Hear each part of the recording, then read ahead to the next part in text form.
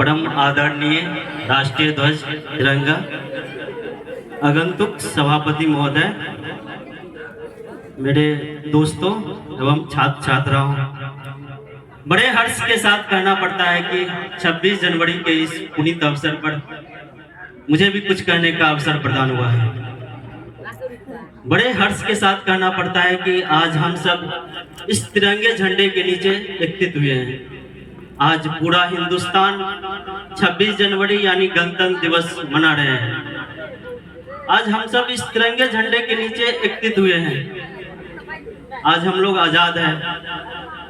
सबसे पहले हम लोग जानते हैं कि 15 अगस्त 1947 को हमारा देश आजाद हुआ था और ये आजादी हमें विरासत में नहीं मिली थी।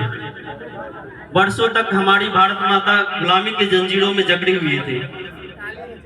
दानवता के चक्कर में मानवता पीछे जा रहे थे और धर्म के पैर तले धर्म कुचलता जा रहा था। उन्हीं दिन हमारे भारत के कुछ माताओं ने ऐसे वीर सपूतों को जन्म दिया जिन्होंने संपूर्ण देश में क्रांति की लहर दौड़ा दी। देश के कोने कोने से आवाज आने लगी, सरफरोशी की तमन्ना अब हमारे दिल में है, सरफरोशी की तमन्ना अब हमारे दिल में है, देखना है जोर कितना वाजबे कातिल में है।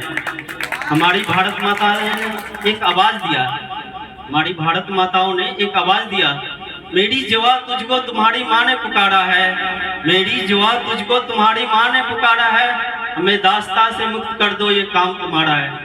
इस पुकार को सुनते ही हमारे देश के अनेक राज्यों से, कोई असम से, कोई बिहार से, कोई बंगाल से, कोई यूपी से, स्वतंत्रता संग्राम के आग में कूद पड़े।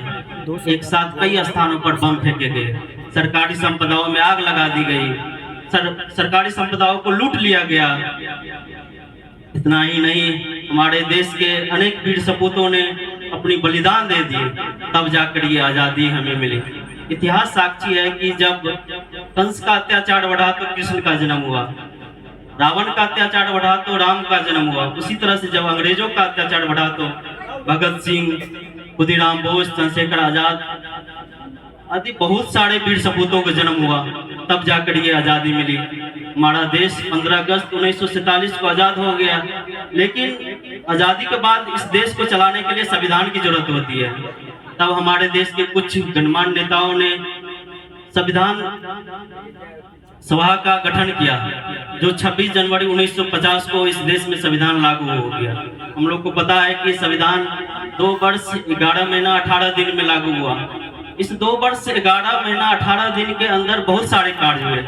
जैसे कहा जाता है कि लगभग 112 सभाएं हुई, लगभग 60 देश के संविधानों का अवलोकन किया गया।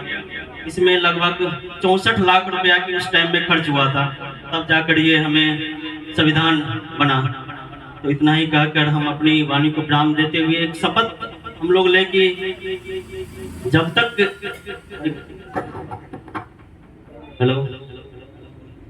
आज हम लोग इस शपथ ले कि जब तक जिंदा रहेंगे तब तक इस देश के लिए काम आएंगे।